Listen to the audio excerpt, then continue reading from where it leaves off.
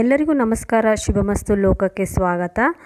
ಗಣಪತಿ ಇಟ್ಟು 4ನೇ ದಿನ ಅಥವಾ 5ನೇ ದಿನ ಅಷ್ಟಮಿ ಪೂಜೆ ಅಂತ ಮಾಡ್ತಾರೆ. ವಿಶೇಷವಾಗಿ ಹತ್ತಿ ಪೂಜೆಯನ್ನು ಮಾಡ್ತಾರೆ. ಹತ್ತಿ ಪೂಜೆಯನ್ನು ಲಕ್ಷ್ಮಿಗೆ ಸಮಾನ ಅಂತ ತಿಳ್ಕೊಂಡ್ಬಿಟ್ಬಿಟ್ಟು ನಮ್ಮನೆಯಲ್ಲಿ ಲಕ್ಷ್ಮಿ ಶಾಶ್ವತವಾಗಿ ನೆಲೆಸಲಿ ಅಂದ್ಬಿಟ್ಟು ಪ್ರತಿ ವರ್ಷ ಗಣಪತಿ ಇಟ್ಟು 4ನೇ ದಿನ ಅಥವಾ 5ನೇ ದಿನ ಬರುವಂತಹ ಅಷ್ಟಮಿ ದಿನ ಅಂದು ಲಕ್ಷ್ಮಿ ಪೂಜೆ ಮಾಡ್ತಾರೆ. ಅವತ್ತಿನ ದಿನ ಮನೆ ಬಾಗಿಲಿಗೆಲ್ಲ ರಂಗೋಲಿ ಹಾಕಿಬಿಟ್ಟು ಬಾಗಿಲಿಗೆಲ್ಲ ಅರಿಶಿನ ಕುಂಕುಮ ಹಚ್ಚಿಬಿಟ್ಟು ಒಳಗಡೆ ಪೂಜೆ ಮಾಡಿರ್ತಾರೆ. ಆದರೆ ಮಾರನೇ ದಿನ ಈ ಹತ್ತಿನ ಪೂಜೆ ಮಾಡಿರೋದನ್ನು ಅದನ್ನು ಸ್ವಚ್ಛವಾಗಿ ಮಾಡಿಟ್ಕೊಂಡು ಕ್ಲೀನ್ ಮಾಡಿಕೊಂಡು ಪೂಜೆ ಮಾಡ್ತಾರೆ. ಆದರೆ ಅದಕ್ಕಿಂತ ಮೊದಲು ನೈವೇದ್ಯಕ್ಕೆ ಏನೇನು ಮಾಡ್ತಾರೆ ಅಂತ ನೋಡೋಣ ಬನ್ನಿ. ನಾನು ಇಲ್ಲಿ ನಮ್ಮ ಹಿತ್ತಲಲ್ಲಿರುವಂಥ ಬದನೆಕಾಯನ್ನು ಹರ್ಕೊಂಬಂದಿದ್ದೀನಿ. ಉತ್ತರ ಕರ್ನಾಟಕದವರು ನೈವೇದ್ಯಕ್ಕೆ ಬದನೆಕಾಯಿ ಬೇಕೇ ಬೇಕು, ಅದಿಲ್ಲದೆ ಅವ್ರದ್ದು ನಡೆಯೋದೇನೇ ಇಲ್ಲ. ಇಲ್ಲಿ ಪಲ್ಯ ಮಾಡ್ತಾನೆ ನಿಮ್ಮ ಜೊತೆ ಮಾತಾಡ್ತಾ ಇದ್ದೀನಿ ನಾನು.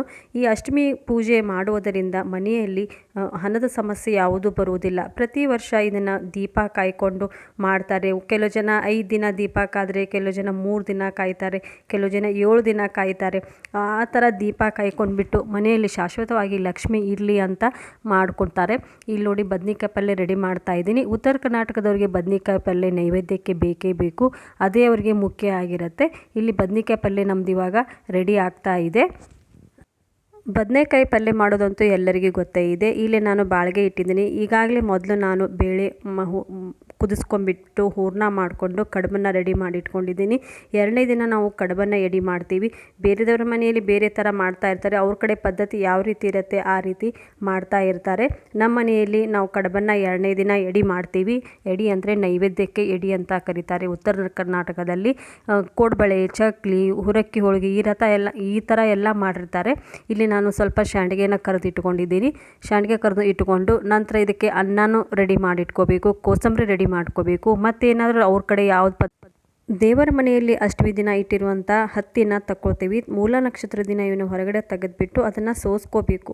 ಅದರಲ್ಲಿ ಒಂದು ಬೀಜನೂ ಇರ್ಬೋದು, ಆ ರೀತಿ ಸೋಸ್ಕೋಬೇಕು. ಇಲ್ಲಿ ನೋಡಿ, ಅದ್ರ ಜೊತೆಗೆ ನಾವಿಲ್ಲಿ ಬೆಳ್ಳುಳ್ಳಿನ ಇಟ್ಕೊಂಡಿದ್ದೀವಿ, ಒಂದು ಕೇರ್ ಬೀಜ ಇಟ್ಕೊಂಡಿದ್ದೀವಿ, ಅದ್ರ ಜೊತೆಗೆ ಒಂದು ಅರಿಶಿನ ಕೊಂಬನ್ನು ಇಟ್ಕೊಂಡಿದ್ದೀವಿ. ಇವನ್ನೆಲ್ಲ ಇಟ್ಕೊಳ್ಳೇಬೇಕು. ಇದು ಲಕ್ಷ್ಮಿಗೆ ಸಂಬಂಧಪಟ್ಟಂಥ ವಸ್ತುಗಳಾಗಿರುವುದರಿಂದ ಇವನ್ನ ಇಟ್ಕೊಳ್ಳೇಬೇಕು. ಈ ಅಷ್ಟಮಿಯನ್ನು ಪೂಜೆ ಯಾಕೆ ಮಾಡ್ತಾರೆ ಅಂತಂದರೆ, ಈ ಪೂಜೆಯಲ್ಲಿ ಒಬ್ಬಳು ಗರ್ಭಿಣಿ ಸ್ತ್ರೀಗೆ ಏನೆಲ್ಲ ಮಾಡ್ತಾರೆ ಅದನ್ನೆಲ್ಲ ಈ ರೀತಿಯಲ್ಲಿ ಮಾಡ್ತಾರೆ. ಆದರೆ ಕೆಲವೊಂದು ಕಡೆ 2 ದಿನ ಮಾಡ್ತಾರೆ, ಕೆಲವು ದಿನ 3 ದಿನ ಮಾಡ್ತಾರೆ, ಕೆಲವೊಂದು ಕಡೆಯಲ್ಲಿ 5 ದಿನ, ಕೆಲವೊಂದು ಮನೆಗಳಲ್ಲಿ 7 ದಿನ ಈ ರೀತಿ ಎಲ್ಲ ಮಾಡ್ತಿರ್ತಾರೆ. ಈ ರೀತಿ ಸೋಸ್ಕೊಂಡು ಎಳೆಗಳಾಗಿ ಮಾಡ್ಕೋಬೇಕು. ಕೆಲವೊಂದು ಮನೆಗಳಲ್ಲಿ ತಕ್ಕಲಿ ಅಂತ ಇರುತ್ತೆ, ಅದರಲ್ಲಿ ಎಳೆ ಥರ ಮಾಡಿಕೊಂಡು ಅದನ್ನು ಬತ್ತಿ ಥರ ಮಾಡ್ತಾರೆ. ಆದರೆ ನಮ್ಮ ಮನೆಯಲ್ಲಿ ಇರಲಿಲ್ಲ.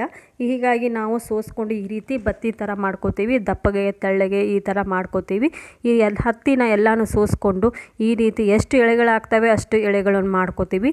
ಮಾಡಿಕೊಂಡು ಈ ರೀತಿ ಸುತ್ತಕೊಂಡು ಇಟ್ಕೊಂಡು ಆಮೇಲೆ ಅದರೊಳಗಡೆ ಮುಂದೆ ಬೆಳ್ಳುಳ್ಳಿ ಮತ್ತು ಕೇರ್ ಬೀಜ ಮತ್ತು ಅದರಲ್ಲಿ ಬಂದಿರುವಂಥ ಬೀಜಗಳು ಮತ್ತು ಈಗಾಗಲೇ ಏರಿಸಿರುವಂಥ ಹೂಗಳು ಅವನ್ನೆಲ್ಲ ಅದರಲ್ಲೇ ಇಟ್ಟು ಅರಿಶಿನ ಕೊಂಬನ್ನು ಇಟ್ಬಿಟ್ಟು ಸುತ್ತಕೊಂಡು ಅದು ಹೊರಗಡೆ ಕಾಣಬಾರ್ದು ಆ ರೀತಿ ಸುತ್ತಕೊಂಡು ಅದಕ್ಕೆ ಅರಿಶಿನ ಕುಂಕುಮದ ನೀರನ್ನು ಲೇಪನ ಮಾಡ್ತೀವಿ. ಅರಿಶಿನ ಕುಂಕುಮ ಹಚ್ಚಿರುವ ಈ ಹತ್ತಿನ ಒಳಗಡೆ ಒಯ್ದುಬಿಟ್ಟು ಮತ್ತೆ ಪೂಜೆ ಮಾಡ್ತೀವಿ. ಒಂದು ತೆಂಗಿನಕಾಯನ್ನು ಒಡಿತೀವಿ, ಅದ್ರ ಜೊತೆಗೆ ಒಡೆದ್ಬಿಟ್ಟು ನೈವೇದ್ಯ ಮಾಡ್ತೀವಿ. ಈ ಬೇರೆಯವರ ಮನೆಯಲ್ಲಿ ಬೇರೆ ಥರನೇ ಇರುತ್ತೆ. ಕಳಸದಲ್ಲಿ ಅವರು ನಾನಾ ಥರದ ಸಾಮಗ್ರಿಗಳನ್ನು ಹಾಕಿರ್ತಾರೆ. ನಮ್ಮ ಮನೆಯಲ್ಲಿ ಮಾತ್ರ ನಾವು ನೀರು ಮಾತ್ರ ತುಂಬಿಟ್ಟಿರ್ತೀವಿ. ಹತ್ತಿ ಅಥವಾ ಅರಳಿಯನ್ನು ಪೂಜೆ ಮಾಡಿದ ನಂತರ ನಾವು ನೈವೇದ್ಯಕ್ಕೆ ರೆಡಿ ಮಾಡ್ಕೊಳ್ತಾ ಇದ್ದೀವಿ. ಇಲ್ಲಿ ಈಗಾಗಲೇ ನಾನು ಅನ್ನ ಮಾಡಿಟ್ಕೊಂಡಿದ್ದೀನಿ. ಅನ್ನ ಅಂತೂ ನೈವೇದ್ಯಕ್ಕೆ ಬೇಕೇ ಬೇಕು. ನೈವೇದ್ಯ ರೆಡಿ ಮಾಡುವಾಗ ಮೊದಲು ನಮ್ಮಲ್ಲಿ ಅನ್ನನೇ ಮೊದಲು ಮಾಡೋದು. ನಂತರ ಇಲ್ಲಿ ಕೋಸಂಬರಿ ಇಟ್ಟಿದ್ದೀವಿ. ಆಮೇಲೆ ಬದನೆಕಾಯಿ ಪಲ್ಯ ಮಾಡಿದ್ವಲ್ಲ ಅದನ್ನು ಇಟ್ಟಿದ್ದೀವಿ.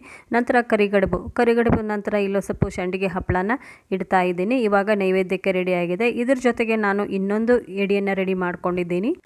ಒಂದು ಪೂಜೆ ಮಾಡುವ ಲಕ್ಷ್ಮಿಗೆ ಮತ್ತು ಇನ್ನೊಂದು ಉಳಿದ ದೇವರ ಮನೆಯಲ್ಲಿ ಇರ್ತಾವಲ್ಲ ಆ ದೇವರಿಗೆ ನೈವೇದ್ಯ ಮಾಡ್ತೀವಿ. ನೋಡಿ, ಇಲ್ಲಿ ನೈವೇದ್ಯ ಮಾಡಿದ್ದೀವಿ ಲಕ್ಷ್ಮಿಗೆ. ಈ ಪೂಜೆ ಮಾಡಿರುವ ಹತ್ತಿನ ಆಮೇಲೆ ಏನು ಮಾಡ್ತೀವಿ ಅಂತ ನೀವೆಲ್ಲರ ಕೇಳ್ಕೋಬಹುದು. ಈ ಪೂಜೆ ಮಾಡಿರುವ ಹತ್ತಿನ ಮುಂದೆ ಬರುವಂತಹ ಸೀಗೆ ಹುಣ್ಣಿಮೆ ದಿನ ಇವನನ್ನು ಮಣ್ಣಲ್ಲಿ ಮನಸ್ತೀವಿ ಅಂದರೆ ಏನಂದರೆ ಮಣ್ಣನ್ನು ಕೆದರಿ ಅದರಲ್ಲಿ ಮುಚ್ಚುತ್ತೇವೆ. ಸೀಗೆ ಹುಣ್ಣಿಮೆ ದಿನ ಭೂಮಿಯಲ್ಲಿ ಮಣಿಸುವಂತಹ ಈ ಲಕ್ಷ್ಮೀ ದೇವಿ ಹತ್ತಿ ಪೂಜೆ ನಿಮಗೆ ಇಷ್ಟ ಆಗಿದೆ ಅಂತ ಅಂದ್ಕೊಂಡಿದ್ದೀನಿ. ನಿಮ್ಮ ಕಡೆಯೂ ಇದೇ ರೀತಿ ಮಾಡ್ತಾ ಇದ್ದಾರೆ ಅಂತ ಅಂದ್ಕೊಂಡಿದ್ದೇನೆ. ಎಲ್ಲರಿಗೂ ನಮಸ್ಕಾರ. ಮತ್ತೆ ಮುಂದಿನ ವಿಡಿಯೋದಲ್ಲಿ ಸಿಗೋಣ.